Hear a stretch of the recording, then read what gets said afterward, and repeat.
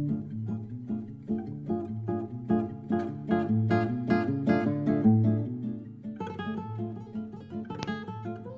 and welcome everyone to 5 Minutes with Sean, maybe 10. I'm going to talk about an identity crisis of the professional manner today because it's something that I'm noticing quite a bit now with people's uneasiness with how to proceed forward with their dealerships and sometimes just in businesses, right? So background on where I'm coming from with this. When we started CarBiz, I wanted to be the next big trainer of America. That was my goal. The problem was that that's a very crowded pool of super pros who've been out there doing it a long time. It was going to take some real effort and finance on our end to even put ourselves in front of that discussion. So we started to screw around with other ideas. What else could we do? We started to look at digital marketing, and we kind of found our niche. We developed, our vendor management niche that we have today. But when I started, really, I found that in order to be a trainer, you really had to be, because I was a corporate trainer for years, and when you leave a dealership, you got this feeling that what you did while you were there was valuable, but once you were gone, it was gone. It had disappeared along with you. And so I started to take it personally. I started to, every time I got there, take the results personally and the conversations personally, and things became at sometimes heated. Obviously I started here in the great Chicagoland area, right? So my dealers were Chicagoans. I'm a Chicagoan, and typically it's kind of like type A's kind of button heads, right? Type Chicago guys button heads. And so we would have some very uncomfortable conversations, and sooner or later we decided that this just wasn't a space for us. So we made the pivot into vendor management. We've never looked back. It's been a great decision. We're all very happy. But since doing so, it started to kind of show itself to me in other ways throughout the business of car dealerships, right? So what did I find? Well, what I found was that there's this big issue first about having BDCs, not having BDCs, internet sales floors versus all sales floors. Here's the thing. It's one sales floor. Stop dividing it. We started this divide with the BDC back a decade ago. Stop it. They're a part of your team. The BDC only exists because your salespeople are lazy and can't be trusted with the investment you make to drive traffic and leads to your site. Because if you could, you wouldn't need the additional investment of a BDC. So let's not stop and sit here and act like it's something more than it is or different than it is. This was designed to help lazy salespeople still sell 12 to 15 cars a month, and the guys who are great sell 20 plus. Period. Well, the identity crisis part of it exists when you blow up a BDC, then restart it, then blow it up again, then restart it. You have no idea who you are. Your store has no idea what direction to take, okay? And that becomes an issue. I was just out in Chicago at a workshop for Digital Dealer, and I overheard dealers talking about giving their people kind of a co-op fund to do social media marketing. They have their own individual websites. God, this stuff was like super progressive and crazy to me. And I thought to myself, wow, I bet you they keep employees because they're adding to the fire, right? They're telling them and giving them more ways to succeed. This is really very cool. But that's what brought up the identity crisis thing to me, because that's like 1 out of 100 people have this very clear picture of how things are going to go and look within their dealership. Now, some of this happens because of turnover. Turning over a GM at a store can almost be one of the worst things you can do.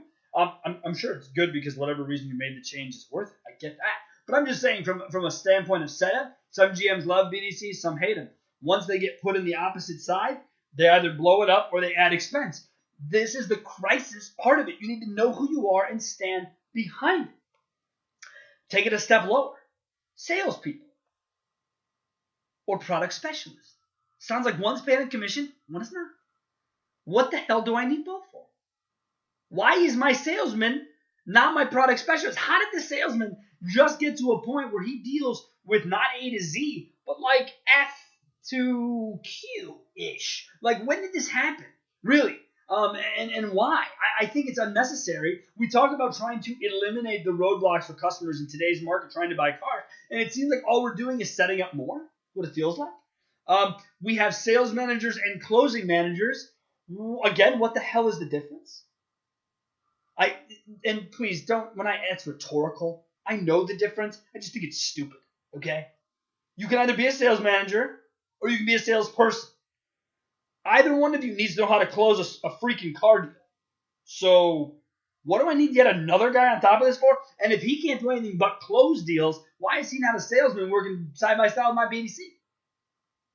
So, again, I ask you, who are you and what do you do here?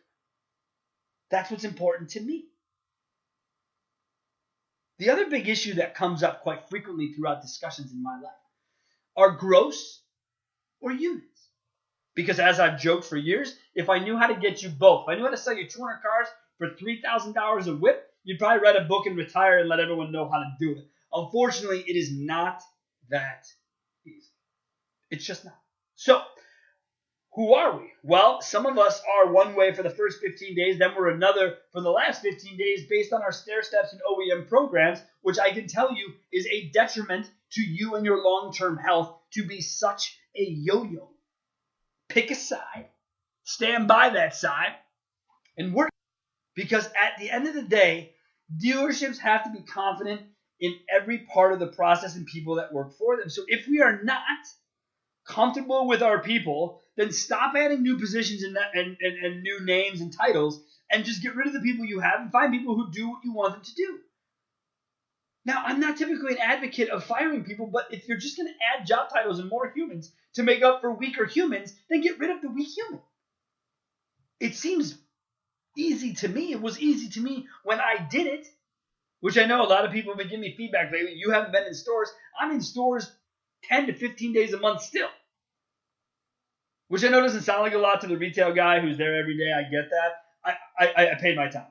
I gave 12 years, 80 hours plus, 6 to 7 days a week. So I don't need to sit here and act like I owe anything to anybody. However, I feel like I'm confident enough in my history to tell you that none of this stuff is necessary. Salespeople, sales managers, done. It's all you need. Pick a gross or pick a unit. Don't come to me if you pick the gross side and tell me you sold less units. And on the flip side, don't come to me on the unit side and say, man, I just set a record number for units, but gross came up short. No shit. That's how it goes. Because if you are someone who goes, man, I am selling 50 cars a month for $3,000 a car, and I just can't figure out how I can get past 50 cars.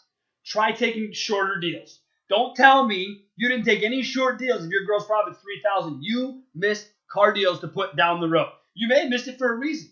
I don't care. You just can't complain about both. Similar to what we say here in the Midwest, you can't complain about the cold and the heat. You got to pick a side.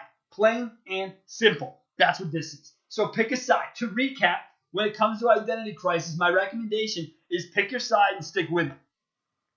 The other part of that is make sure everyone in the dealership knows what identity we are trying to keep. Period. Everyone knows it. There are no questions. There are no comments. If you need salespeople, you don't need product specialists. If you have sales managers, you don't need closing managers. We have a tough enough time finding salespeople, let alone enough of them. The same can be said about great sales managers. So if you have them, keep them. Don't add more positions. Get people, tap people out. Max them out before it's time to move on. All right? As always, the text and phone line is open, 262-278-0157. My email, Sean, SEAN, @carbizdonebetter.com. Thank you so much for listening to the 5 minutes with me. Ended up being closer to 9, but we look forward to seeing you on the next episode. Thanks.